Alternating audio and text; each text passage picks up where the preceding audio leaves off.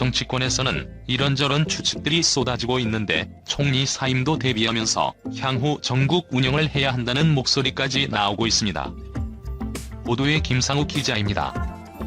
우리나라의 추석과 비슷한 오봉 연휴를 보내던 아베 총리가 갑자기 또 정밀검진을 받아 건강이 상설이 확산하고 있습니다.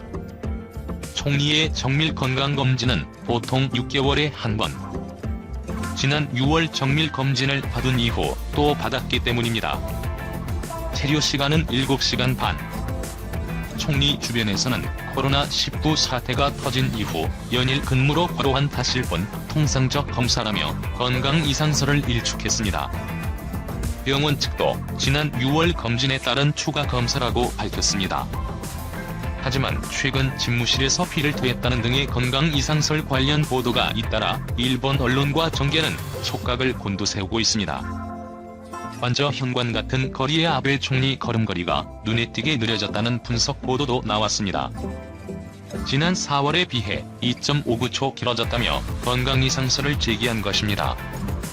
지난 15일 전몰자 주도식에서 참석한 아베 총리의 걸음걸이를 보면 비교적 낮은 내리막 발판인데도 매우 조심스럽게 걷습니다. 총리 주변의 부인에도 불구하고 아베 총리의 건강 이상설이 좀처럼 수그러들지 않는 또 다른 이유는 아베 총리가 1차 집권 당시인 2007년 9월 지병인 궤양성 대장염학파를 이유로 총리직에서 약 1년 만에 퇴진한 적이 있기 때문입니다.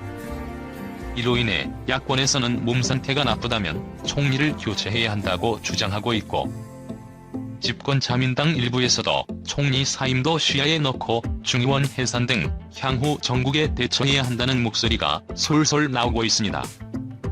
코로나19 사태 이후 아베 정권 지지율은 30%대로 떨어져 지난 2012년 말 2차 내각 출범 이후 가장 낮고, 경제도 올해 2분기 실질 국내 총생산이 연일 마이너스 약 28%로 사상 최악의 수준입니다. 특히 코로나19도 감염 재확산의 불길을 아직 완전히 잡지 못해 경제도 지지율도 코로나 사태 이전으로 회복이 쉽지 않은 상태입니다. 아베 신조 일본 총리의 건강 이상설이 심상치 않습니다. 지난 6월 13일 종합건강검진을 받은 지 2달여 만인 17일 도련 도쿄 게이오 대학병원을 찾아 7시간 넘게 추가 검사를 받았습니다. 이 기간 동안에는 관저에서 피를 토했다, 의식을 잃고 쓰러졌다는 등 미확인 보도도 잇따랐습니다. 아베 총리의 임기는 내년 9월까지입니다. 지금까지 일본 정계에선 아베 후임은 아베밖에 없다는 게 정설이었습니다. 집권 자민당 총재 임기를 4연임 12년으로 바꾼 뒤 아베 정권을 연장하자는 주장도 상당했습니다. 하지만 격세지감, 이런 논의는 이제 옛말이 됐습니다. 아베 총리의 구체적인 사임 시점에 포스트 아베 논의도 본격화하면서 일본 정계가 여러 설로 달아오르고 있습니다. 아베 총리는 17일 오전 10시 반쯤 차량으로 게이오대 병원에 들어가 7시간 반 동안 머무른 뒤 오후 6시 넘어 귀가했습니다. 병원 주변에는 취재진이 10명 넘게 몰려들었습니다. 몸 상태를 묻는 취재진 질문에 아베 총리는 수고하십니다라고만 짧게 답했습니다. 먼저 아베 총리가 병원을 찾은 시점부터가 예사롭지 않습니다. 전날인 16일 아베 총리 측근인 아마리 아키다 자민당 세제조사 회장은 민영 후지 TV의 한 프로그램에 나와 책임감이 강해 본인이 쉬는 것을 죄라고까지 생각하고 있다. 며칠이라도 좋으니 강제로 쉬게 해야 한다고 동종론을 폈습니다. 이런 이유로 일각에선 아베 총리가 이번에도 건강을 퇴진 명분으로 삼으려고 일부러 공개 행보를 했다는 시각도 있습니다. 사실 도쿄 나가타초에선 꽤 오래 전부터 아베 총리의 사임 시점으로 8말 구초설이 받아했습니다. 구체적으로는 8월 24일이 거론됩니다. 2012년 12월 26일 2차 집권을 시작한 아베 총리는 이날로 2799일 연속 재임을 하게 됩니다. 사토 에이사쿠 전 총리를 제치고 단일 임기 역대 단독 1위가 되는 날입니다. 사토는 아베 총리의 외조부인 기시 노부스케 전 총리의 친동생입니다. 아베 총리에게 이날은 보다 특별해 보입니다. 자신이 유치부터 개최까지 마무리하겠다며 강한 의욕을 보였던 도쿄올림픽은 코로나19 여파로 내년에도 개최가 불투명합니다. 정치적 비원 인사위대 합헌화 등을 위한 헌법 개정 역시 마찬가지입니다. 재정 지출 확대로 시장의 통화를 풀고 초저금리로 소비를 진작시키는 아베노믹스 역시 실패로 끝날 가능성이 큽니다. 최근엔 코로나19 대응 미숙으로 국정 지지율마저 하락세를 보이는 상황이죠. 결국 아베 총리가 일본 정치사의 한 획을 그을 마지막 타이틀은 전무후무한 장기 집권밖에는 없어 보입니다. 아소 타로 부총리 겸 재무상은 아베 총리가 병원을 다녀온 17일 밤 쉬지 않고 일한다면 누구라도 몸 상태가 이상해지지 않겠나. 쉴 필요가 있다고 말씀드렸다. 스스로 건강을 관리하는 것도 일의 하나라고만 했습니다. 일본 언론들이 보도하는 총리 동정을 보면 아베 총리는 1월 26일부터 6월 20일 사이 147일 동안 공무 없음, 즉 휴일이 없었습니다. 아소 부총리의 이 발언이 특히 주목되는 건 최근 두 사람의 만남 때문입니다. 아베 총리가 병원에 가기 이틀 전인 15일, 아소 부총리는 도쿄 시부야 자택에서 아베 총리와 면담했습니다. 아소 부총리는 아베 총리의 맹으로 꼽힙니다. 특히 2008년 9월부터 2009년 9월까지는 일본 총리도 지냈습니다. 아베 총리가 1차 정권을 내놓은 직후이죠. 이른바 머리 없는 정국에서 아베를 대신해 머리 역할을 해낸 전력이 있습니다. 일본 언론들은 일련의 흐름을 볼 때 두 사람이 15일 만남에서 어떤 수위로든 총리 사임 문제를 논의했을 것으로 보고 있습니다. 아베 총리 퇴진 이후 임시 대리 서열 2위인 아소 부총리가 또다시 잠정적으로 총리를 맡는 게 아니냐는 추측입니다. 강경 보수파로 분류되는 아소 부총리는 전후 최고 총리로 꼽히는 요시다 시게로 의회 손자로 아베 총리의 버금가는 정치 귀족 가문 출신입니다. 아베 총리의 건강 이상설을 계기로 10년 가까이 멈춰있던 일본 정치 시계가 빠르게 돌아가고 있는 것만은 분명해 보입니다. 아베 퇴장, 아소 등판이 현실화할까요? 이후 재개되는 설은 크게 두 가지입니다. 아베 후계자 이미 정해져 있다. 일본의 원로 언론인 다하라 소이치로 씨가 아베 신조 총리의 후계자는 이미 정해져 있다고 밝혔다고 마이니치 신문이 21일 보도했다. 보도에 따르면 다하라 씨는 아베 총리의 2차 집권 이후 매년 1에서 2회 단둘이 만나 취재를 하거나 자신의 정책 견해를 제시해왔다. 그는 지난 4월 10일 아베 총리와 만난 사실을 자신의 블로그를 통해 공개한 바 있다. 다하라 씨는 마이니치와의 인터뷰에서 포스트 아베와 관련해 실은 이미 정해져 있다며 초 오프 더 레코드라서 말할 수 없다고 말했다. 마이니치는 다하라 씨가 후계자가 누군지에 대해서는 입을 닫았지만 약간 의외의 인물 같았다고 전했다. 포스트 아베 후보로는 이시바 시게로 전 자민당 간사장과 기시다 후미오 자민당 정조회장, 스가 요시히데 관방장관, 고노타로 방위상, 고이즈미 신지로 환경상, 모테기 도시미스 외무상 등이 거론되고 있다. 이중 아베 총리는 기시다 정조회장을 후계자로 점 찍은 것으로 알려졌다고 일본 언론들은 보도해왔다. 바쁘시겠지만 좋아요, 알람, 구독 그리고 댓글 한 번씩 꼭 부탁드립니다. 저에게 정말 큰 힘이 됩니다. 자, 오늘의 주제, 일본 수출 규제 품목 없이 한국 반도체 개발 성공에 일본 현재 난리난 상황, SK하이닉스 EUV 포토레지스트 없이 반도체 개발 성공, 일본 반응 망연자실, 이란 주제로 여러분들과 한번 이야기를 나누어 보도록 하겠습니다. 어메이징 코리아라는 단어가 생각이 납니다. 그리고 대한민국의 반도체 질주는 앞으로도 다른 나라가 막기에는 사실상 어려워 보입니다.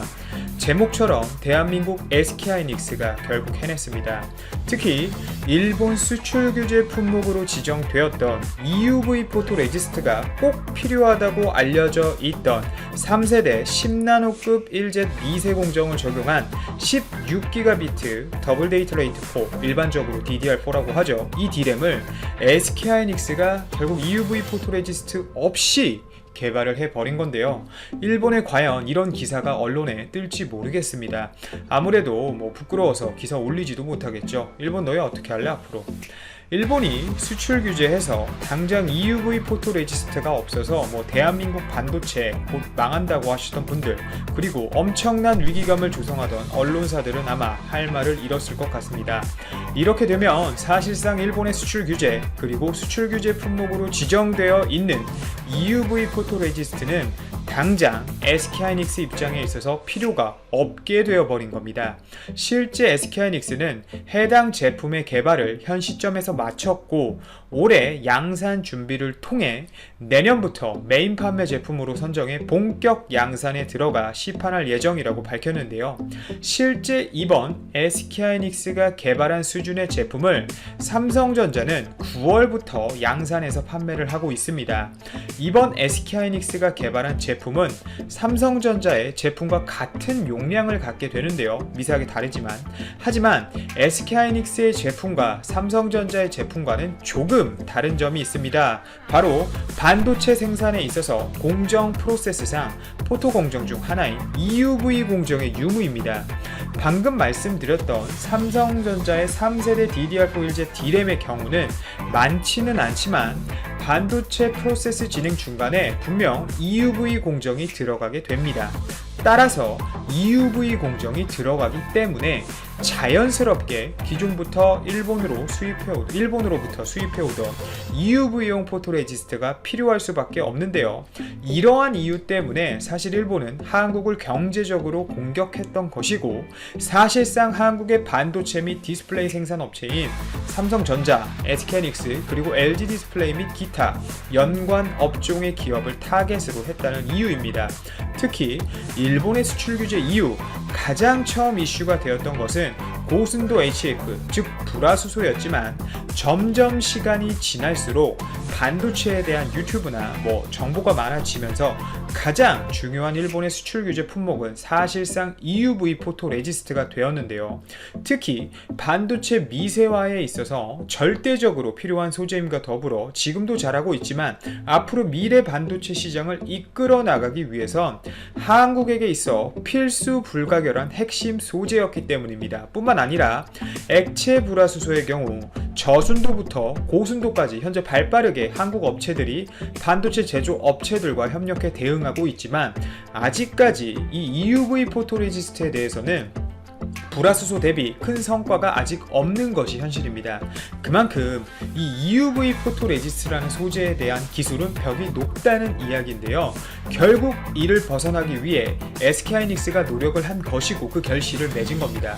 EUV 포토레지스트가 아닌 기존에 사용하던 이 ARF 불화 아르곤을 활용한 패터닝을 통해 패턴을 형성하게 되는데요. 물론 EUV 포토레지스트를 활용하면 한 번에 일을 끝낼 수 있다는 장점이 있지만 현 상황에서 SK하이닉스가 이 EUV 공정을 활용한다면 잃어야 할 것도 분명 많습니다. 특히 EUV 포토레지스트를 활용해서 EUV 공정을 사용해 반도체를 생산하게 된다면 우선 삼성전자처럼 전용 라인을 깔아야 한다는 문제점이 하나 있고, 라인을 이렇게 하나 까는 것도 문제지만 그 비용이 너무나 천문학적이라는 것입니다. 실제 라인 하나를 건설하는 것보다 또 EUV 포토 장비를 이 네덜란드사의 ASML로부터 얻어오는 것이 더 힘들다고 할 정도로 현재 장비를 발주하는 것이 더 어렵다고 하는 상황인데요. 실제 삼성도 이 점을 즉시 인지하고 EUV 공정을 활용해 미세 공정에 박차를 가하려는 모습을 이 ASML 장비 발주를 통해 보여주고 있습니다. 최근 삼성전자의 경우 3조 원이라는 진짜 천문학적인 금액을 단일 설비를 구입하기 위해 3년 동안 투자하겠다고 밝혔는데요.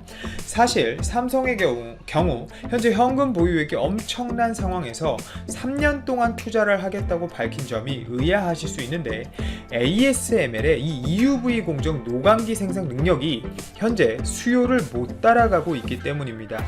재작년 기준 ASML이 1년에 생산할 수 있는 EUV 노광기 장비 수는 약 12대에서 15대 수준이었고, 작년부터 장비 생산 캐파를 늘려 현재는 약 30대까지 생산을 할 수 있는 상황인데요.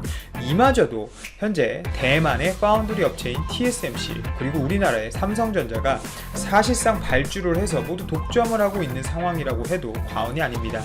알아보니 이번 연도 발주도 이미 끝난 상황이고 3년치 물량도 사실상 이번 삼성의 3조 원어치의 장비 발주로 인해 끝났다고 하는데요. 결국 SK하이닉스의 경우는 파운드리 사업을 삼성만큼 본격적으로 투자에 크게 하고 있진 않지만 SK 시스템 IC가 있긴 하죠.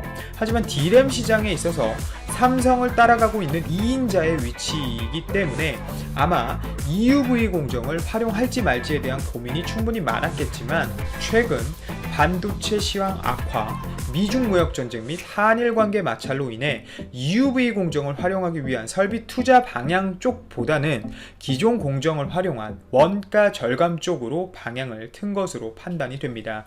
그리고 이렇게 선택하게 되면 SK하이닉스가 갖는 이점은 이뿐만이 아닙니다. 실질적인 경쟁자라고 불리우는 미국 마이크론의 제품 대비 큰 강점이 있는데요. 실제 미국 마이크론 같은 경우도 이번 SK하이닉스가 발표한 제품과 동일한 용량의 제품을 생산하고 있습니다. 그런데 이 마이크론의 문제는 칩의 크기입니다. 실제 반도체 시장에서 동일한 용량, 동일한 제품, 그리고 동일한 성능을 기준으로 경쟁력의 관건은 바로 방금 말씀드린 이 칩의 크기, 사이즈인데요.